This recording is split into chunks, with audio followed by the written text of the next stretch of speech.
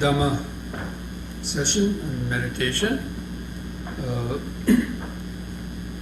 So this week we are continuing our reading from the chapter in my newly republished book, The Masterful Teachings of Gotama Buddha, that we started several weeks ago. And so I sent out the attachment, and we'll be starting on page 161 in that book for those of you who have the book, or for those of you who have the Kindle version that you can use on your laptop or phone. But anyway, it's page 161, but I left the attachment I sent on the email, so you could, hopefully you would have read through that. So this kind of follows off. It's in the section called Developing the Mind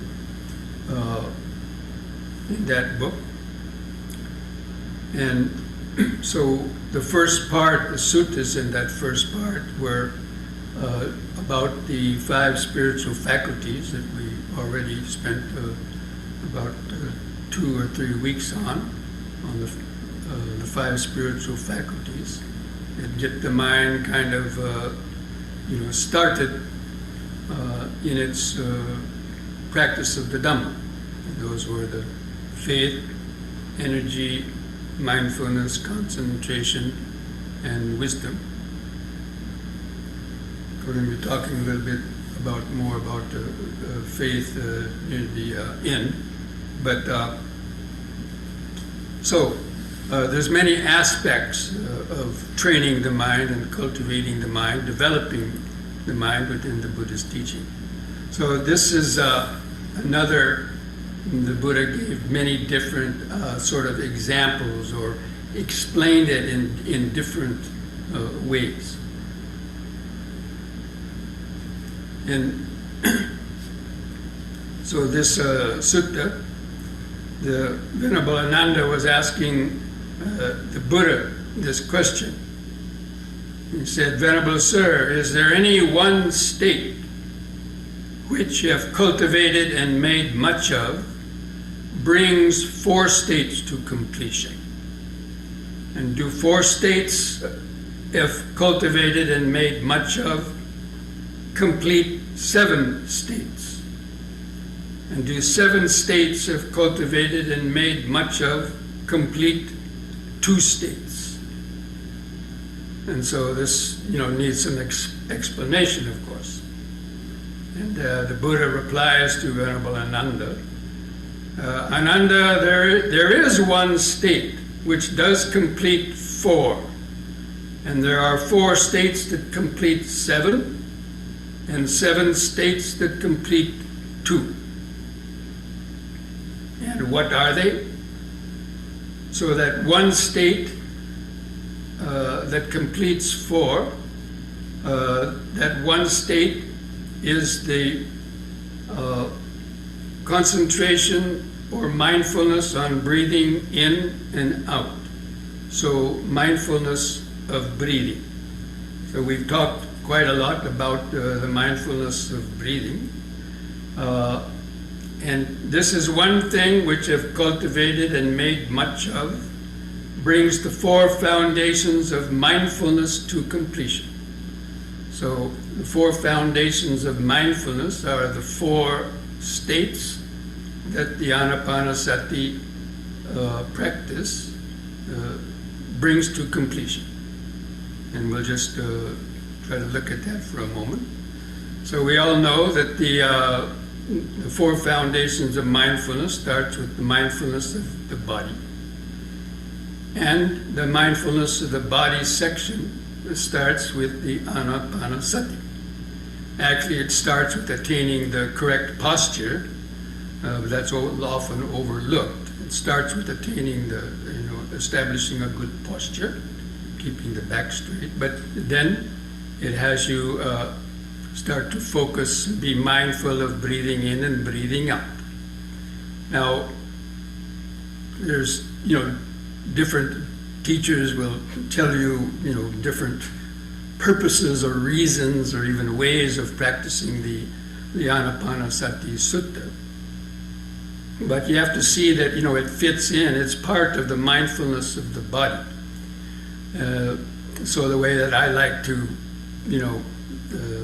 describe that practice or suggest people to practice that and to use it as a way of getting the mind to the body, finding the body. Because normally our mind is lost in the thoughts of the past or future or focused in the external world and,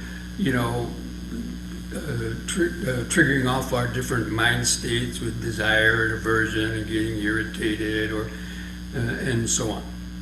So the mindfulness of breathing brings the attention to the body.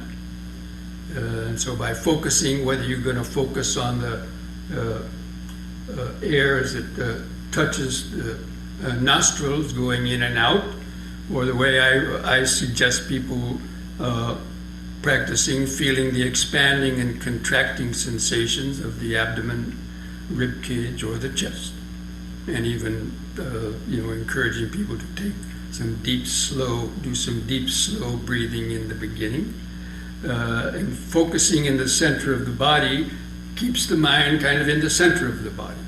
If you focus on the tip of the nostrils, that's not really the center of the body, and it's a very subtle sensation, and it's not easy to feel.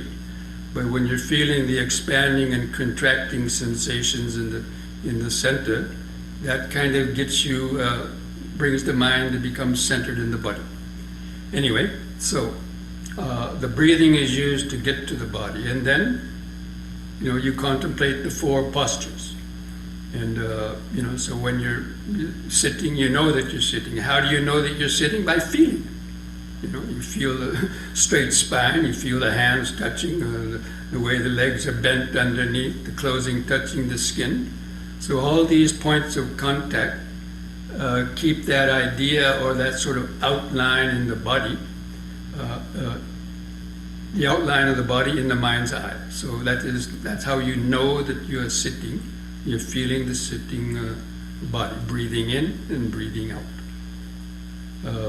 And then if you're standing, that when you get done sitting and you're standing and breathing, walking and breathing. So that keeps the mind more. Now you're getting more centered in the body. Before it was just feeling the breathing in the body, but now you're feeling the whole body. And then the Buddha has you contemplate this body is made up of the 32 different parts, right? So you can feel those sensations, you can contemplate the hair, nails, teeth, skin, all the other organs, and seeing how they're always changing, and you try to feel them even while you're doing that. And they all produce sensations. And they're in a constant state of change and flux, and subject to having painful feelings and breaking down and so on. But all that contemplation helps to keep the mind centered in the body even more. And then you break that down into the four elements.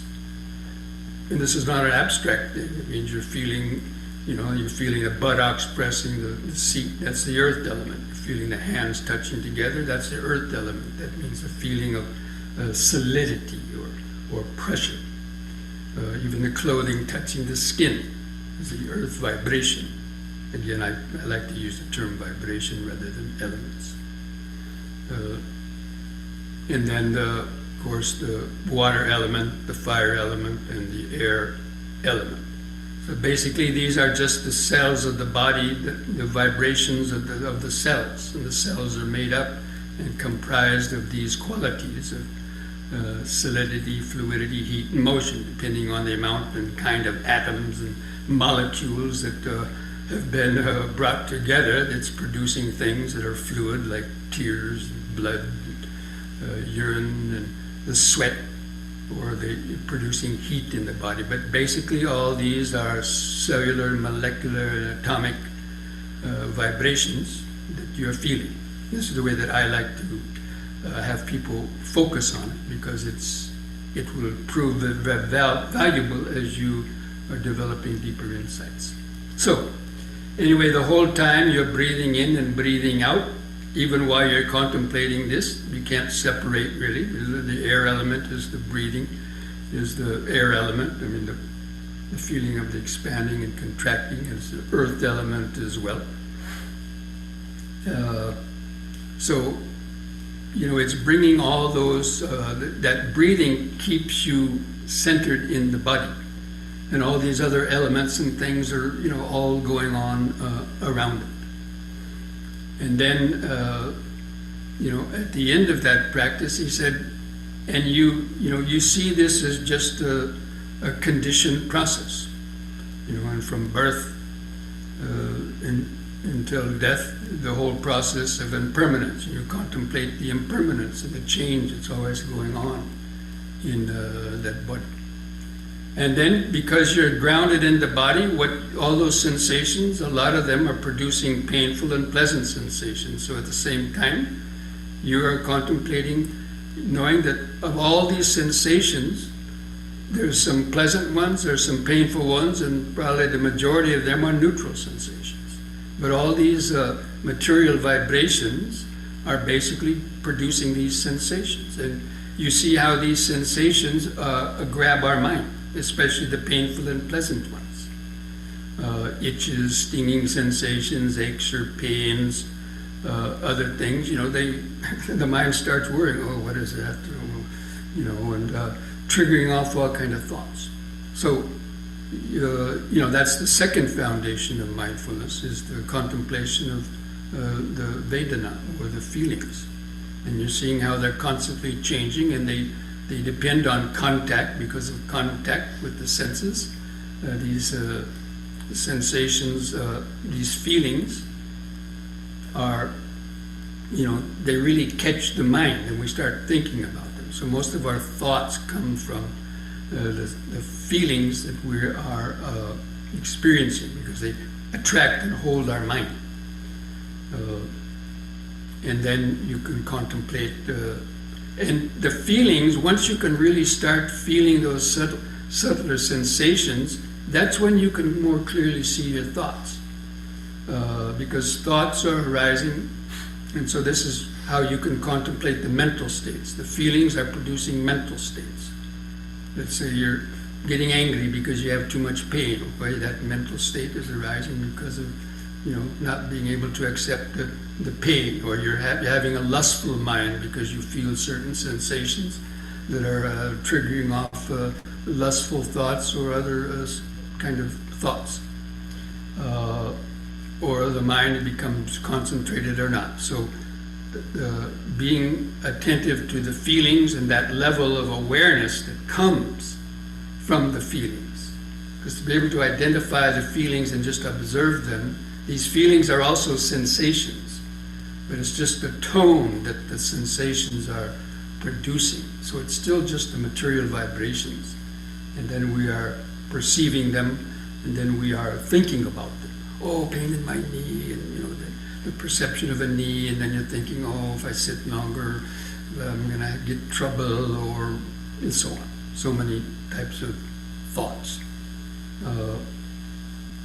And so the awareness of the body, awareness of breathing gets you centered in the body. Being centered in the body and feeling the sensations puts you in direct observation of the feelings. And the feelings are triggering off our mental states and other thoughts, or both the material vibrations and the feelings. And so you can contemplate the mind states, and then the Dhamma the fourth foundation of mindfulness. You can contemplate, the five aggregates, or you can observe the hindrances. You contemplate all these things are basically just the play of the five aggregates and the six senses, and that is what brings in. You're developing the awareness of impermanence. So it's bringing, and all the time you're breathing in and out. The breathing's always there, because the breathing is in the center of the whole life process. It goes on with the breathing. So the breathing is always there in the center, but all around it are, these aggregates are coming and going. Material vibrations. You can't separate them. You can't get away from them. You can't. They're there. Okay, you can if you want to go into some formless jhana or something, but that's not really what the Buddha taught in terms of the mindfulness practice. So anyway, that's why the mindfulness of breathing brings those four foundations of mindfulness to completion. And the four foundations of mindfulness brings the seven factors of enlightenment to completion. Because while you are practicing the four foundations of mindfulness, at the same time you are developing the factors of enlightenment. You're developing mindfulness already.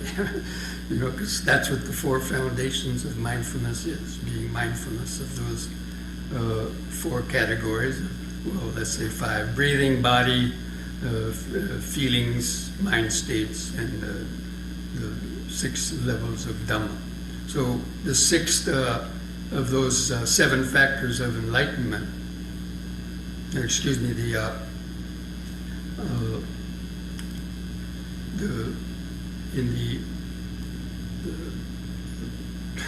the fourth foundation of mindfulness, the Dhamma, you're already contemplating impermanence. And the 7 factors of enlightenment are one of those categories of Dhammanupassana. So that's how, by the time you reach the section on Dhammanupassana, then you've already been developing mindfulness and concentration and investigation. You've already been developing those factors of enlightenment while practicing the 7 factors of enlightenment. But that brings them to completion by perfecting the 4 foundations of mindfulness. It's automatically developing the 7 factors of enlightenment. You don't really have to go around practicing them separately and so on. They all arise in that order, basically. And then those 7 factors of enlightenment, that's exactly that. When you develop the 7 factors of enlightenment, and especially the last few levels of concentration and equanimity, the next step is the stages of enlightenment. Entering the stream and the other 3 stages of enlightenment. So that's what brings that, and that's knowledge and release. So the 7 factors of enlightenment bring the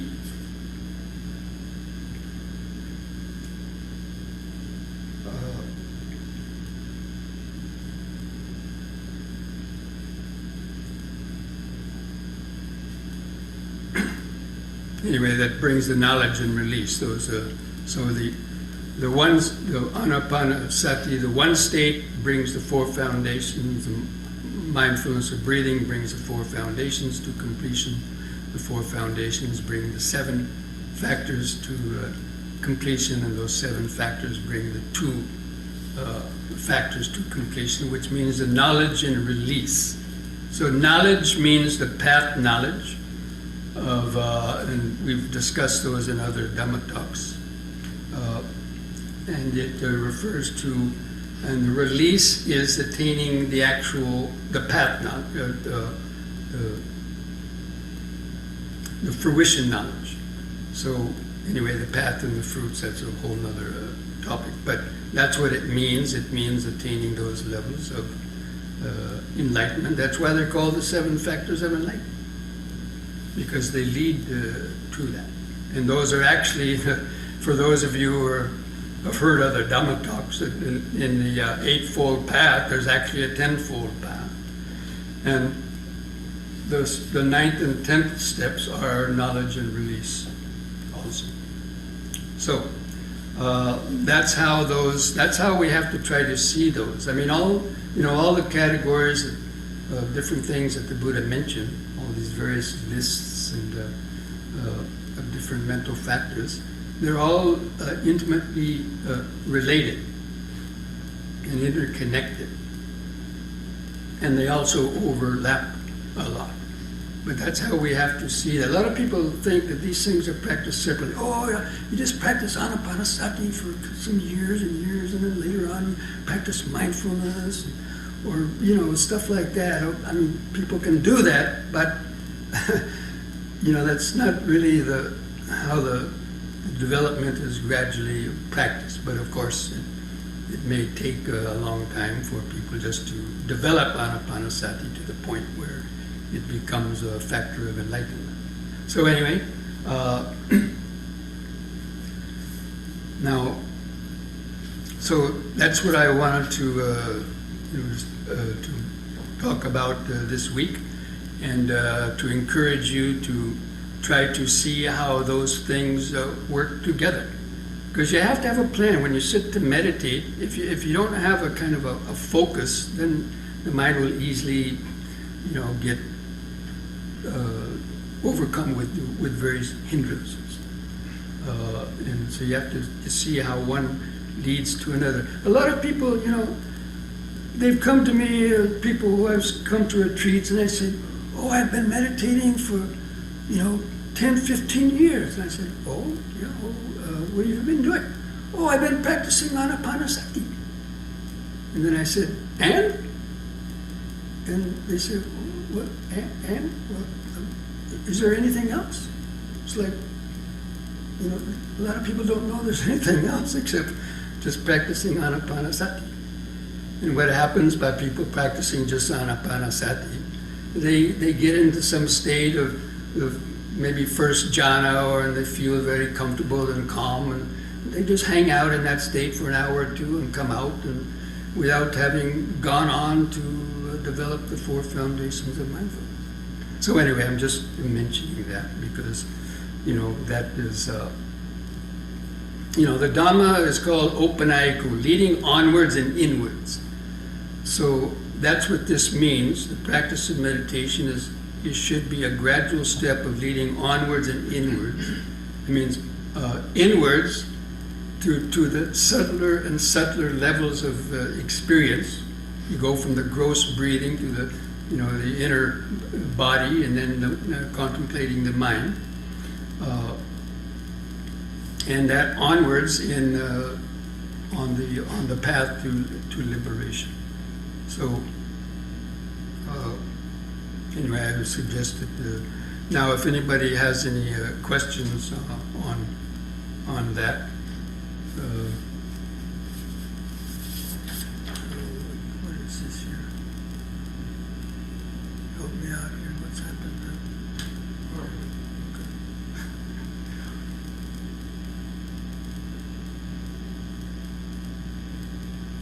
Okay, these chats we've already looked at before.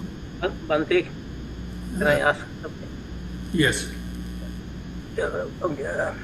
You mentioned eight noble, eightfold path, and then two. Where is the eightfold path mentioned or a factor in this discussion?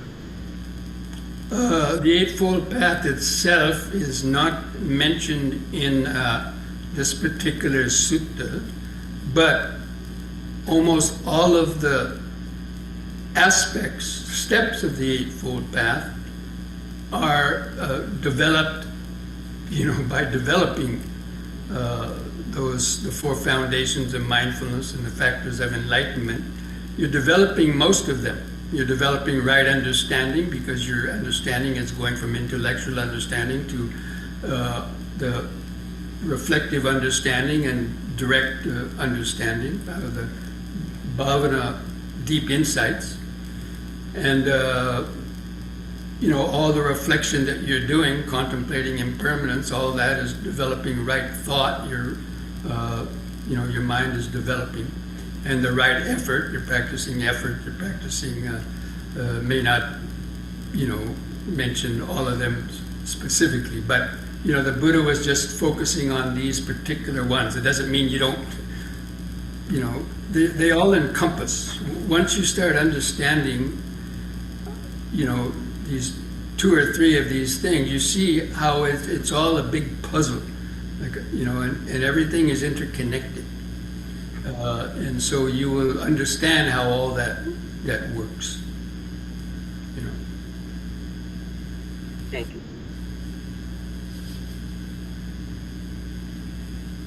Any other questions?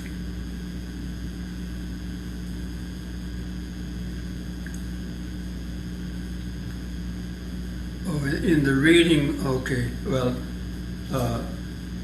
yeah, that question that just came up in the chat is something we're going to cover next week. I didn't want to go too fast, so we're going to cover the reading that on page 162 in balancing the factors of enlightenment.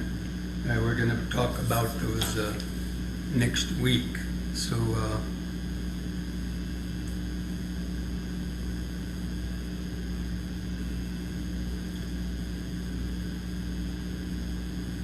but it says, when the mind is sluggish, do Dhamma investigation. Joy. Is doing Dhamma investigation, reading books, okay? And how do you do joy? Reading books gets you the first level of understanding, the intellectual understanding, and then you meditate on that, using that as a basis. Like you read the Four Foundations of Mindfulness, you kind of intellectually understand that, okay? You know, mindfulness of breathing, the body, yes. And then when you sit to meditate, you observe those. You try to observe those. You try to develop those. And you get joy from that. Anyway, we'll talk about that. We've already mentioned that as in the factors of enlightenment. That it's the investigation that brings the joy. Because you start getting insights, like discovering, observing things you didn't know about before, about your own body and mind. So naturally you'll get happy about it. You know? Practicing a long time, maybe not getting much results, and all of a sudden you start getting some insights, getting concentration, and wow, it brings you a lot of mental happiness. So that's how you do the joy. You can't force joy to come up. Joy comes from, again, this gradual development. That's why joy doesn't come at the very beginning. You know, but it comes from as you start developing mindfulness and concentration and so on, and investigation. So anyway, we're going to go over that, how to balance those factors of enlightenment next week. Okay, now I want to, before we get on to the yoga, there was a suggestion from one of our regular participants about the developing the faith.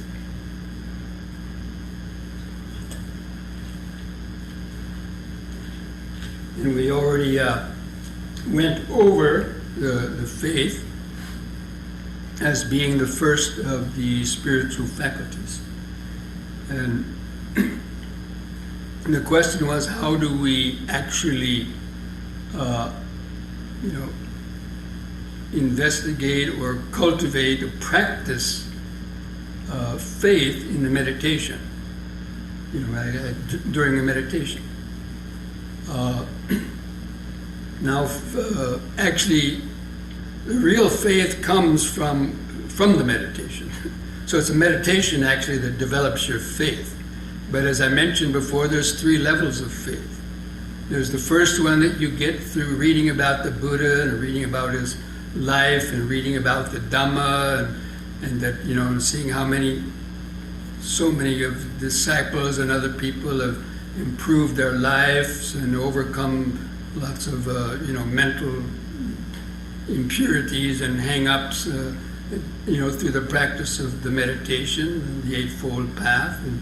And so you get faith that, you can also do that. So that intellectual faith, sort of motivates you to start practicing.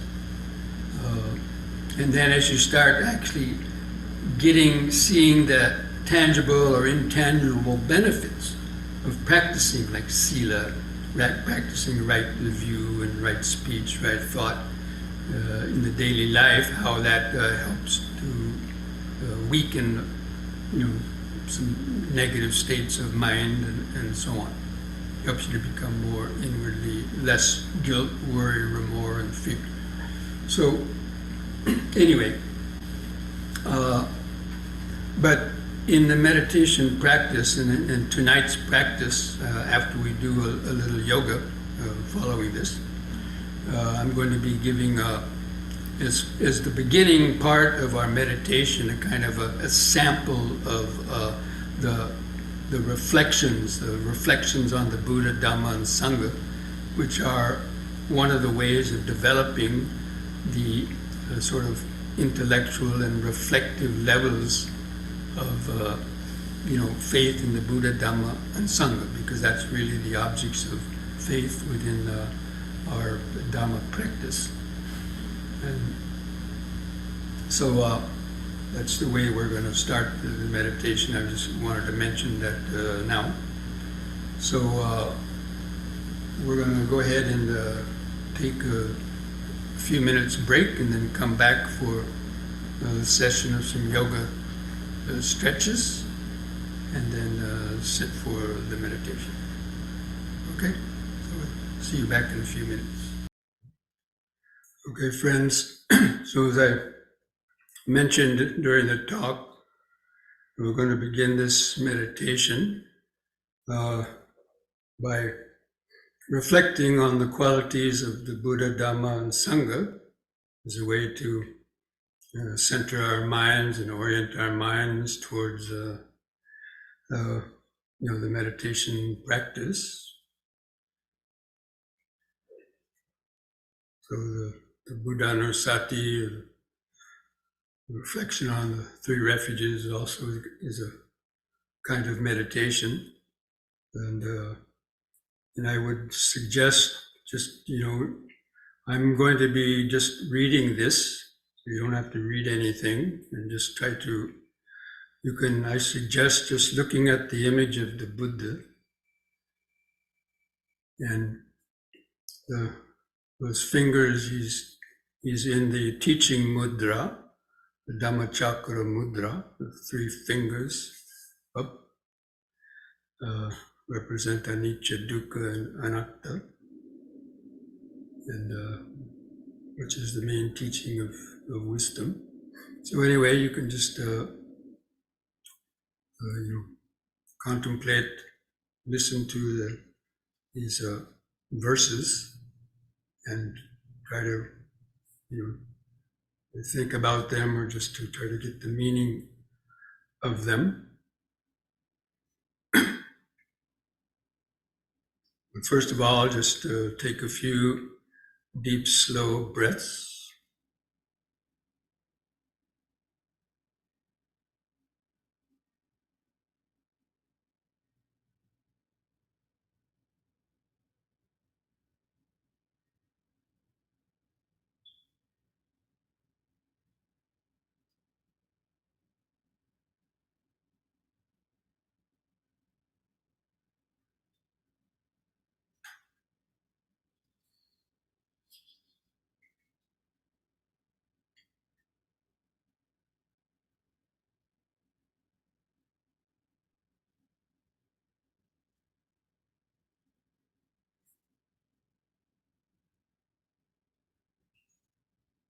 Such indeed is the Buddha, worthy, perfectly enlightened, perfect in true knowledge and contact, well gone, knower of the worlds, supreme trainer of persons to be tamed, teacher of gods and humans, enlightened and exalted.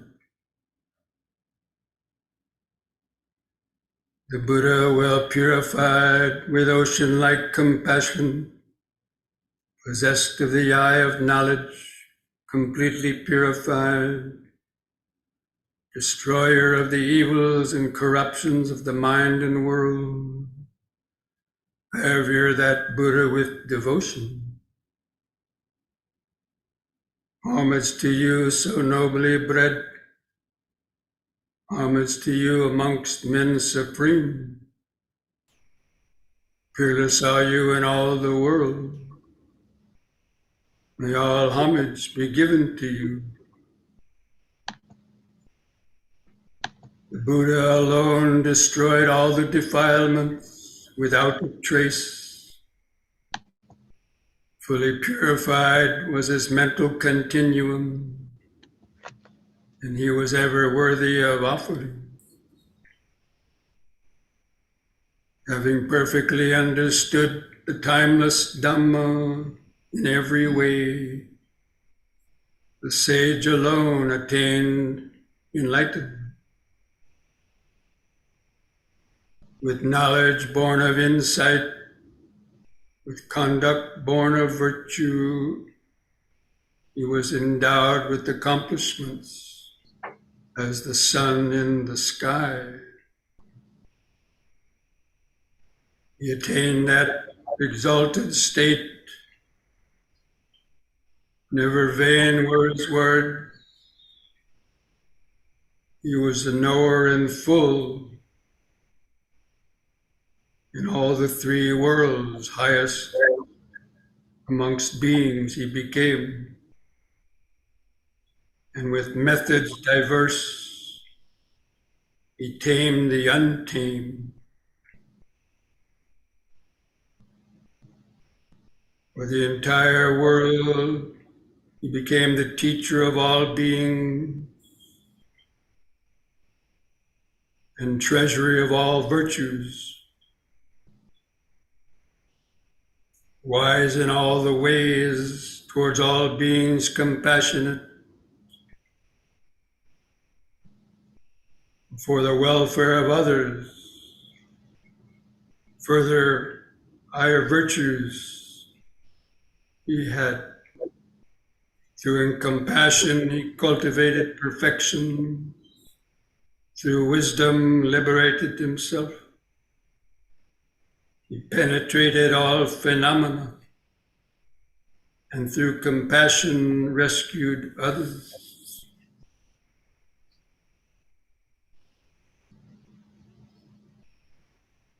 Well expounded is the Dhamma by the Buddha, directly visible, unaffected by time, calling one to come and see,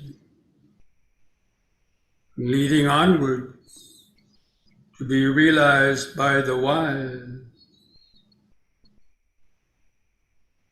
It teaches Dhamma like a lamp, divided into path, fruition, and the deathless, both itself transcendent and showing the way to that goal. I revere that Dhamma with devotion.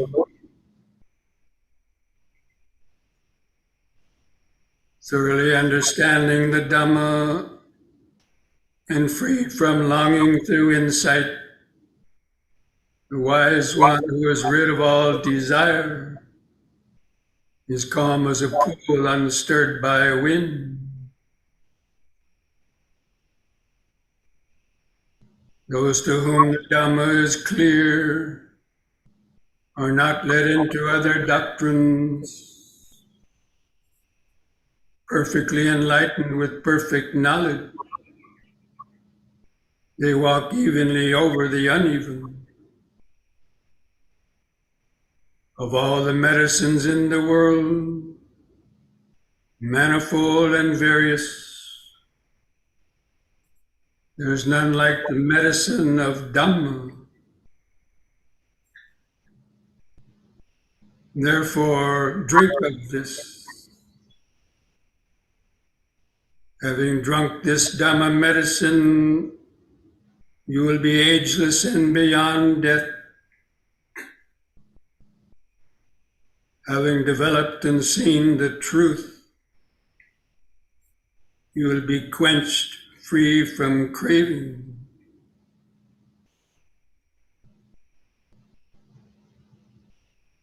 The Sangha call to feel better than the best, who have seen peace, awakening after the Buddha's good way, who have abandoned attachment, the noble ones the wise. I revere that Sangha with devotion. The order of the Buddha's disciples is practicing well.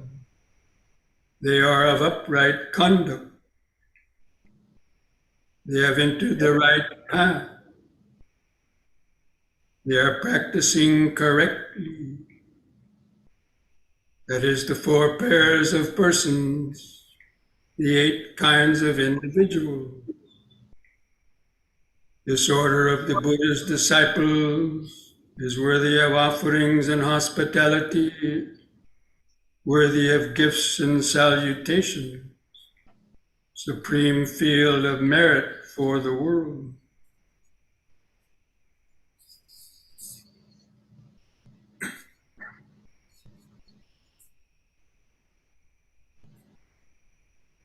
They go to many a refuge, those who have been struck by fear.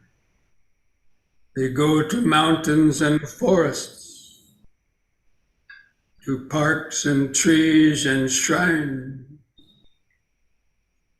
But none of these is a secure refuge. None is the refuge supreme. Not by relying on such a refuge can one be freed from all suffering. But one who has gone for refuge to the Buddha, Dhamma, and Sangha sees with perfect wisdom the Four Noble Truths: suffering, the arising of suffering, the transcending of suffering, and the Noble Eightfold Path that leads to suffering's final end. This is the refuge that is secure. This is the refuge that is supreme. By relying on such a refuge as this, one is released from all suffering. With candle lights dispelling dark, I respect the perfect Buddha, the light of the triple worlds, who dispels the darkness of delusion. With these flowers I respect the Buddha. By this merit may I gain liberation. As these flowers fade and wither, so will this body decay and die. All actions are led by the mind. Mind is their master. Mind is their maker. Act or speak with an impure mind, then suffering follows, as the cartwheel follows the foot of the ox. And in the same way, if one acts or speaks with a pure mind, then happiness follows, as your shadow follows you around.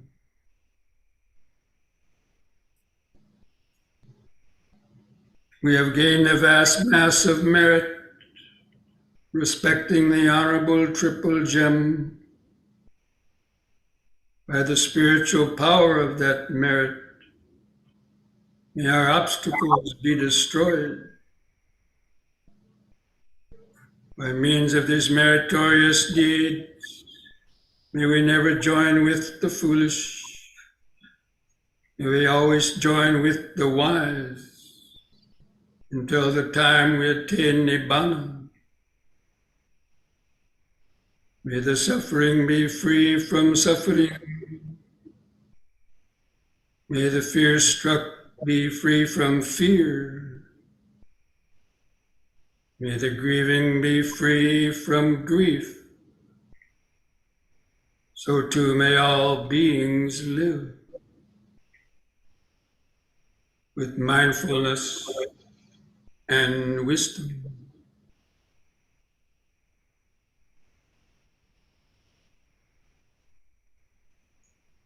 Sadhu.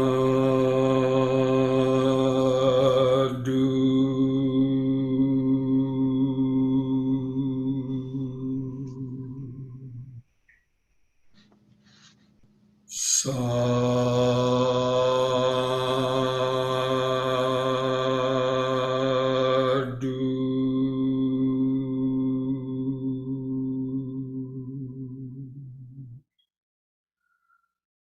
Sadhu.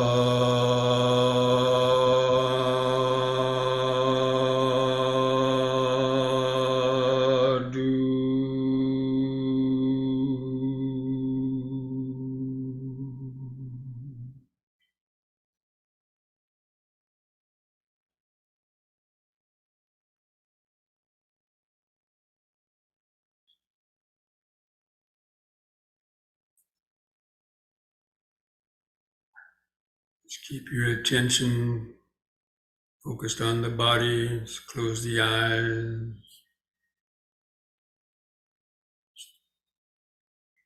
Tune back into the breathing. Rest the attention on the eyes. Feel the outline of the body.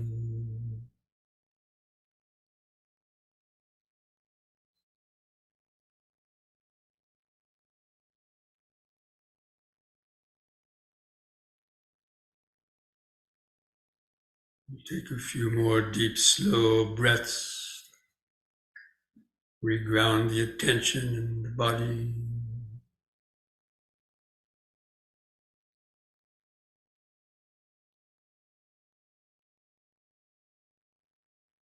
And coming back to focus on the mindfulness of the breathing.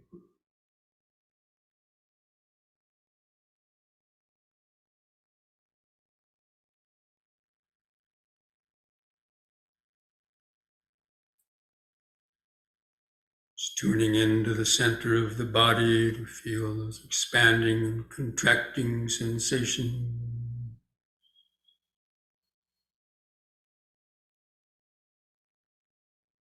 Knowing when the breath is coming in,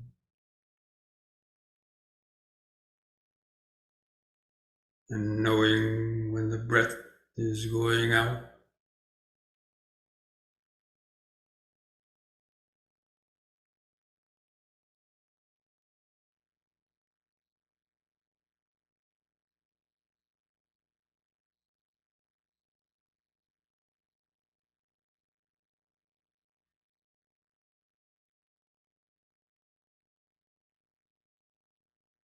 And during the pauses between the breaths, feel the outline of the body.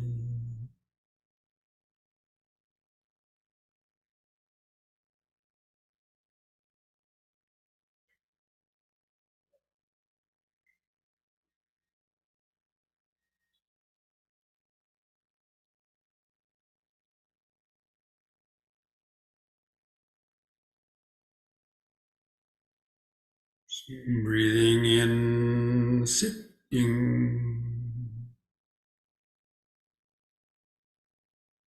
Breathing out, sitting.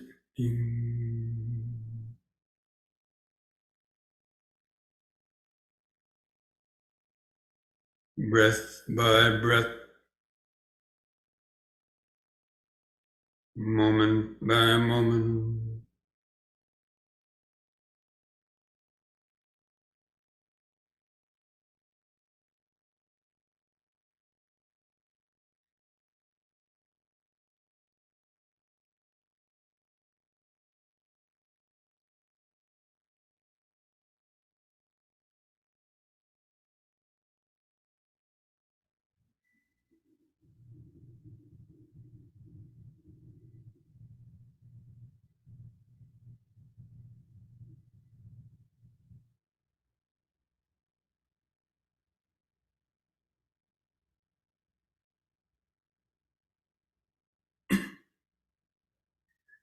Especially with each out breath, Feel the body and mind relaxing more and more to the present moment.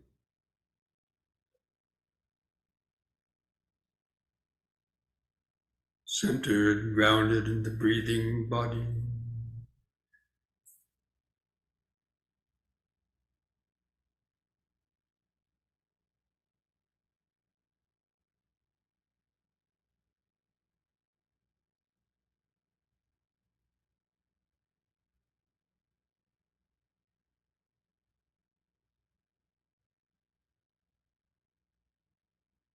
Feel all those subtle sensations of expanding and contracting.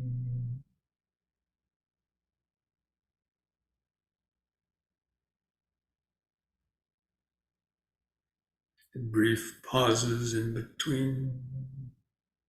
Feeling the sitting body.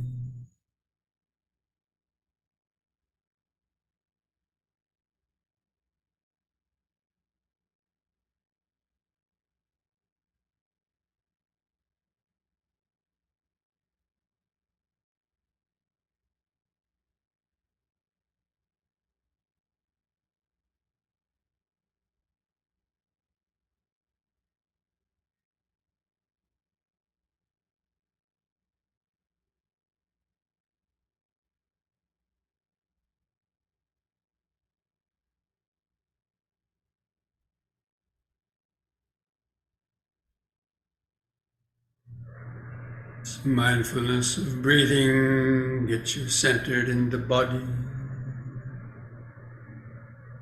There's that connection to the present moment.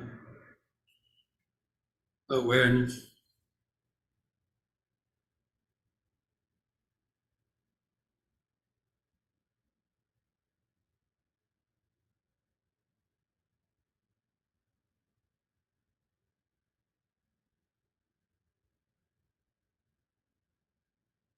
At the same time, be alert for thoughts to sneak in and steal your attention away.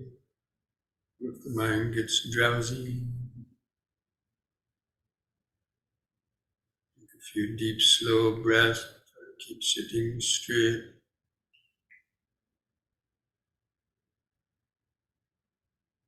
Help to keep the mind awake in the body.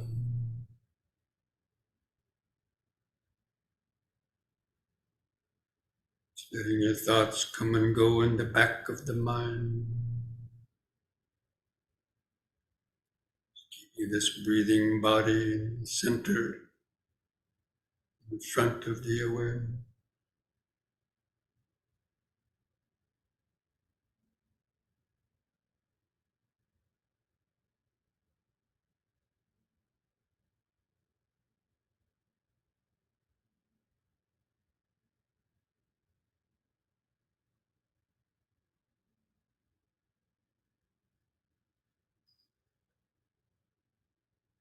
Breathing in, sitting. Breathing out, sitting.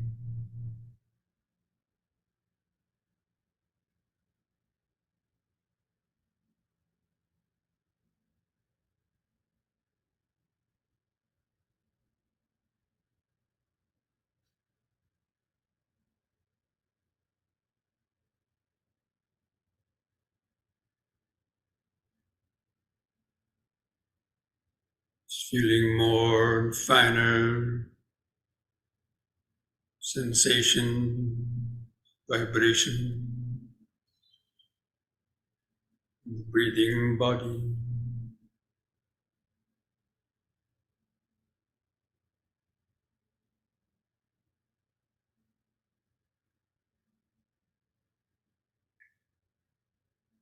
And around and through the breathing awareness, other sensations can be noticed.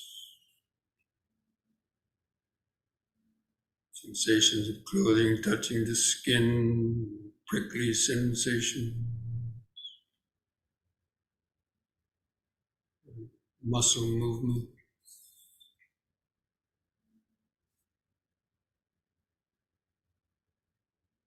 itchy feeling.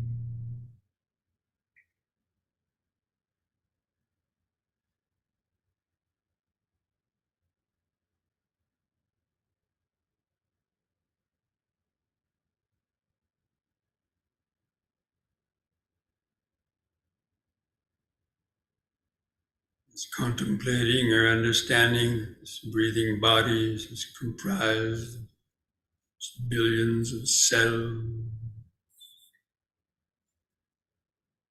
interacting, communicating with each other, interacting, rubbing into each other, producing sensation.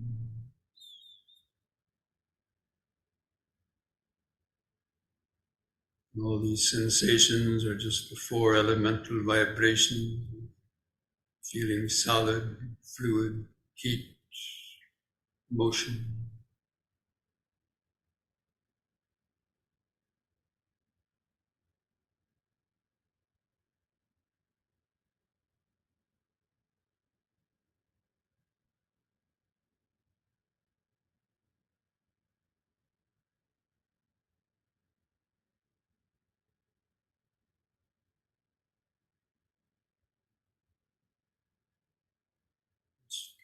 Feeling that flow of impermanence, all those changing sensations. The breath is changing, all the other sensations are changing, coming and going.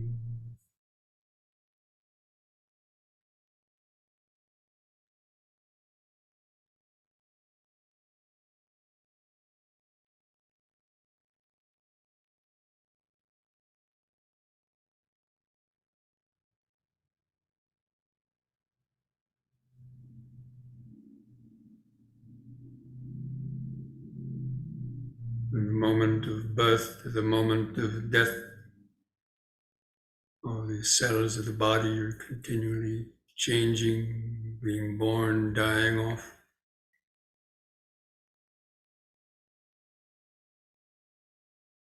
Underneath the skin,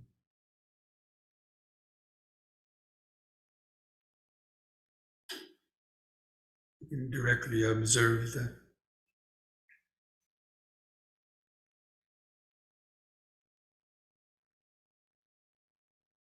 Breathing is always there in the center, from the feet up to the head, on both sides. Sensations can be noticed, coming, going, changing.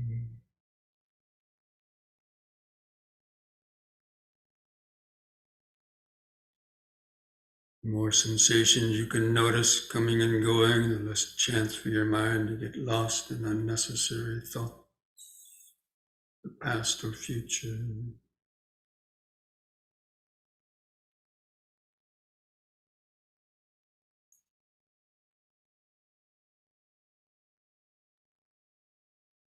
And all those sensations have the quality of being pleasant sensations, unpleasant sensations, or neutral sensations. Especially be alert for unpleasant or painful sensations. Grab your mind, trigger off thoughts, for worrying, for urging.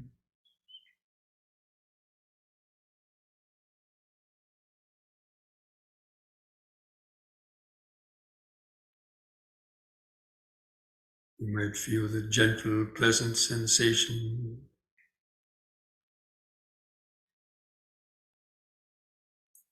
subtle vibration. So the mind can like those, get attached to those.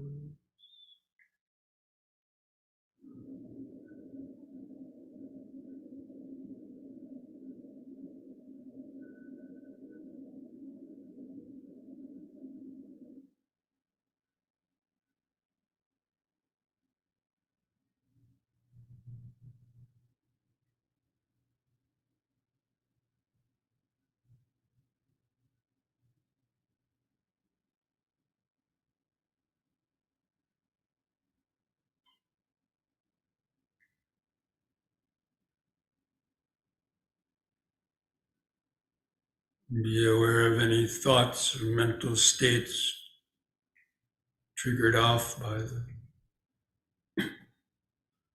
material vibrations with pleasant or painful sensation.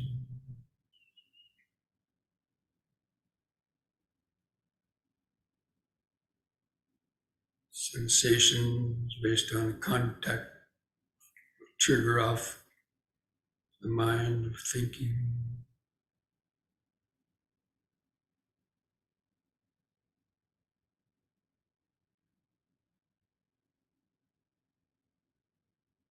Feeling the vibrations and feelings are a gateway to directly observing your thought.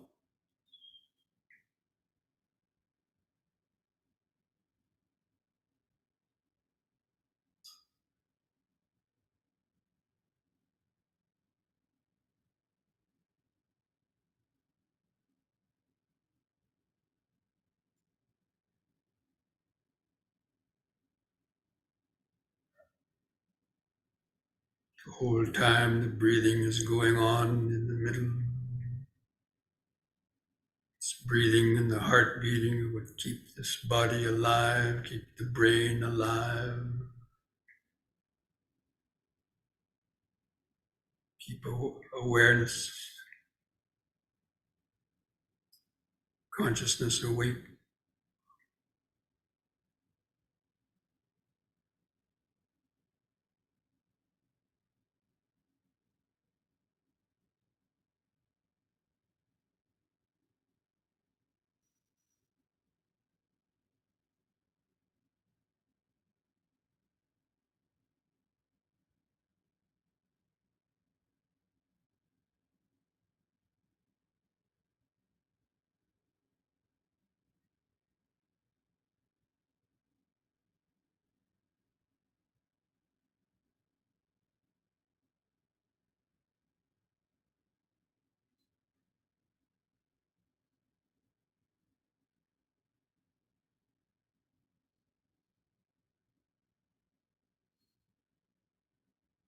With this alert, sharp mindfulness, investigate this body.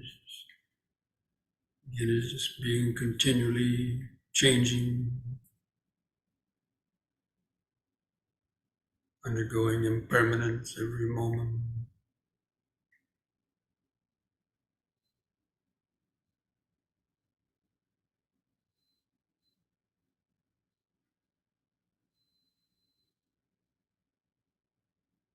Contemplate the five aggregates, all these material vibrations, and sounds coming through the ear,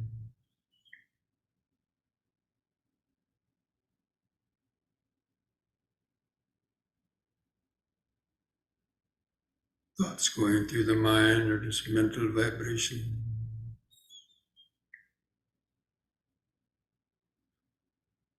It's part of the investigation, the Dhamma. All the five aggregates are just vibration, produce perceptions, thought.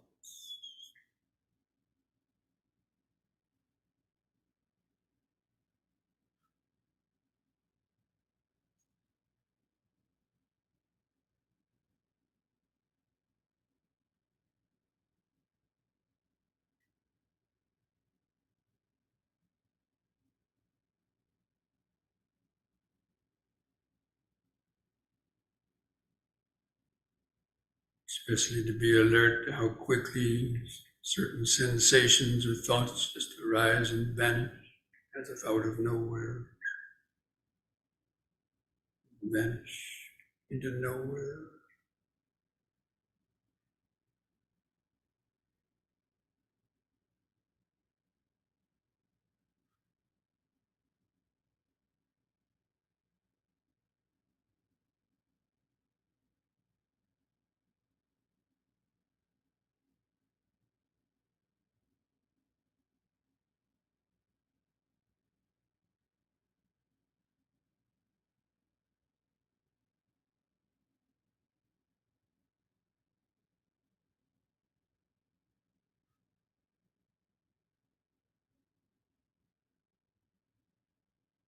Breathing in, contemplating impermanence. Breathing out, contemplating impermanence.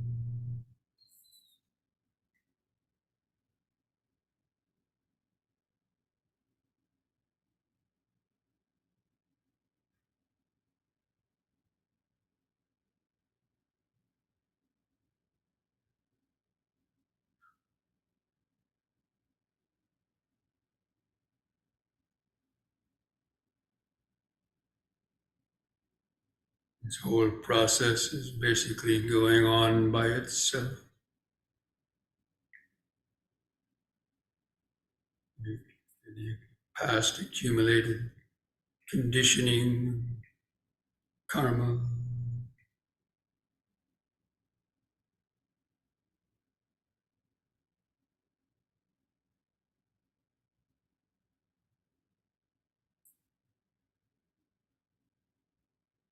with all your thoughts, ideas, movements, decisions, those are also conditioned by past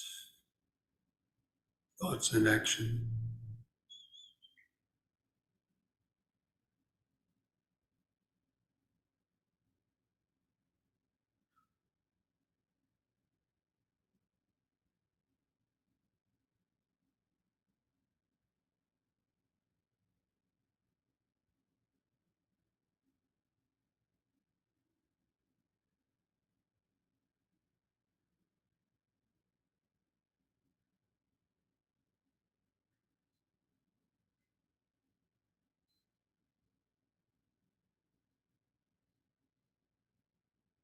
Your whole life revolves around the moments of hearing, seeing, tasting, smelling, touching,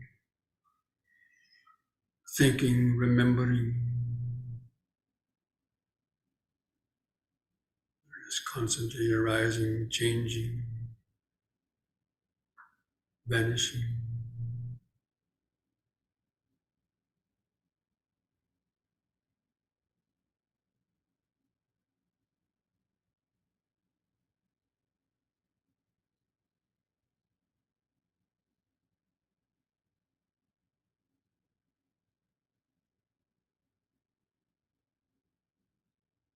Try to cultivate detached, onlooking awareness of the whole body-mind process.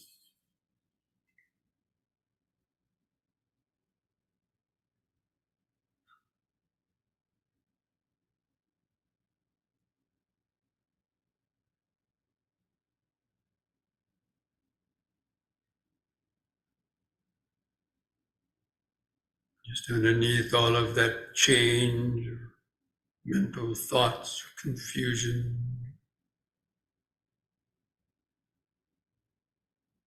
is the underlying parallel dimension of awareness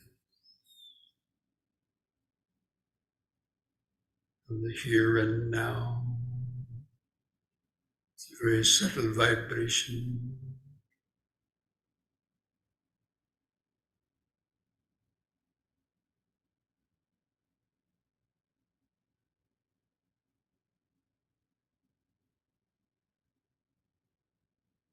And the awareness becomes still and centered in the middle of all that impermanence. It's the still point of awareness.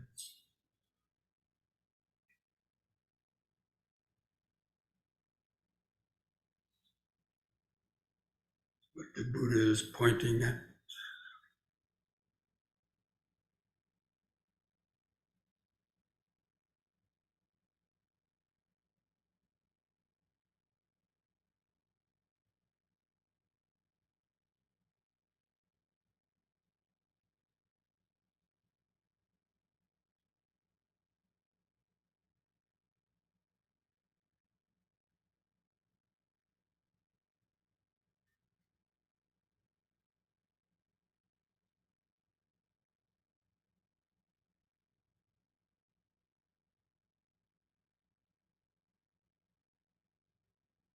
You have a good detached, onlooking awareness to this breathing body and mind.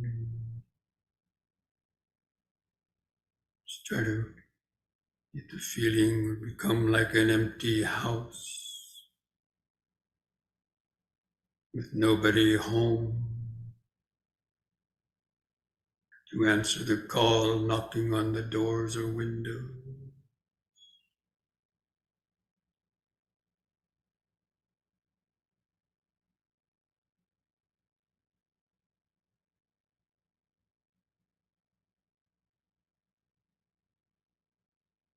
There's a sensitive microphone in the house, which is present moment awareness.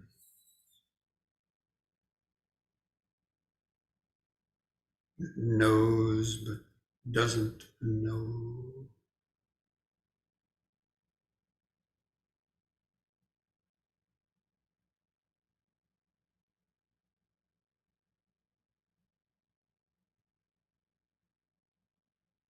Try to get a sense of that.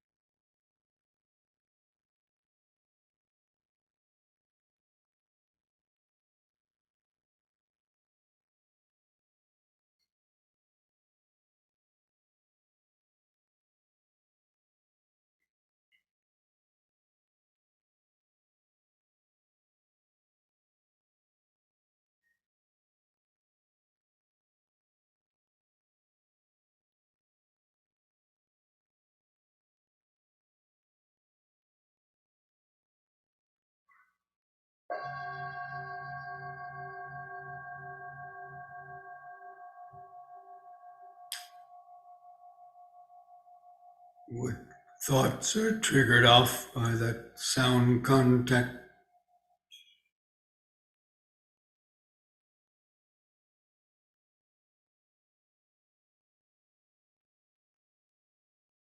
Sabbi sankhara anicchati yada panyaya pasati atanibindati dukkhi Esamango visuddhiya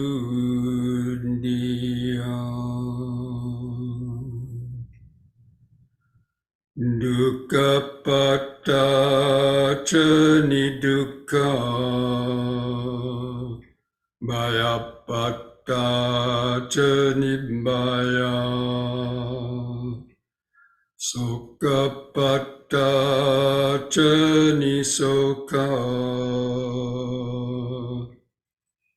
Ontu sabbe pipanino.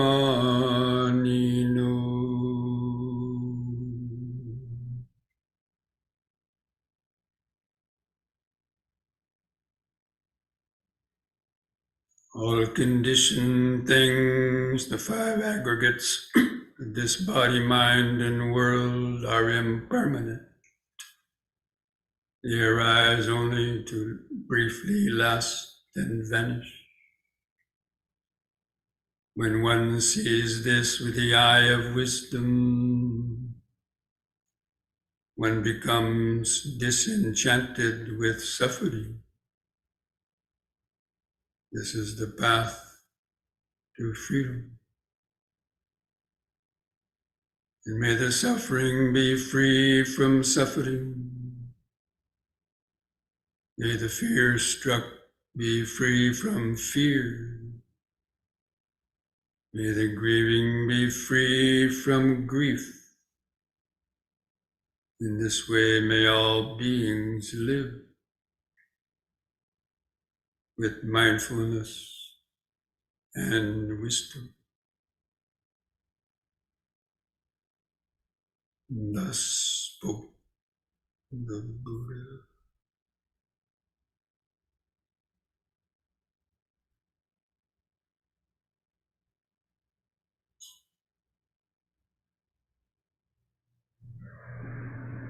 Mindfully place your hands at the edge of your knees.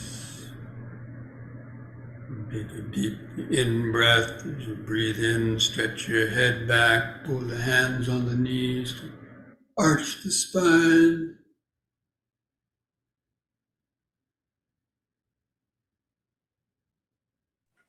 Lift the head up on an in-breath, and on an out-breath, press the chin to the top of the chest. Stretch the neck vertebrae.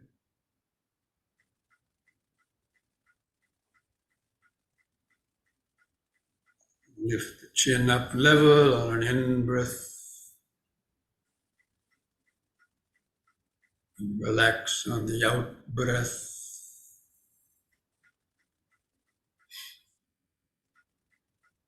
Again, in the meditation, I invite you to join in chanting the word sadhu 3 times slowly. Try to feel the vibrations of that sound in your body and mind. A long out breath.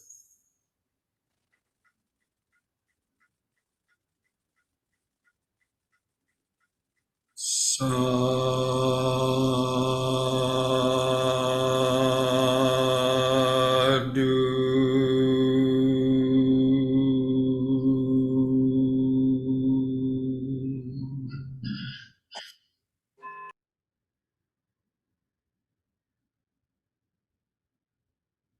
Sadhu.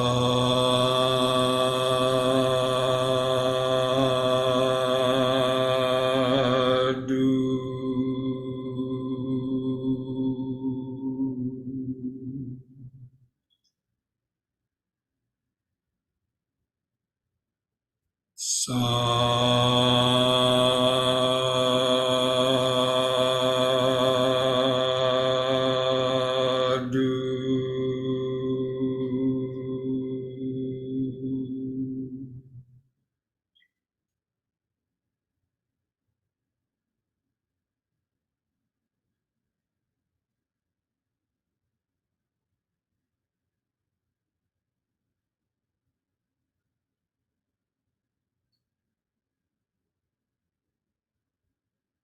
Okay, friends, this brings our evening meditation to an end.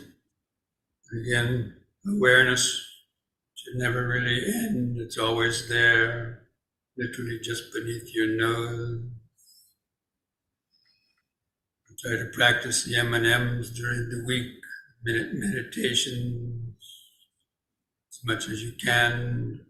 Always come back, touch base, the present moment, just breathing body,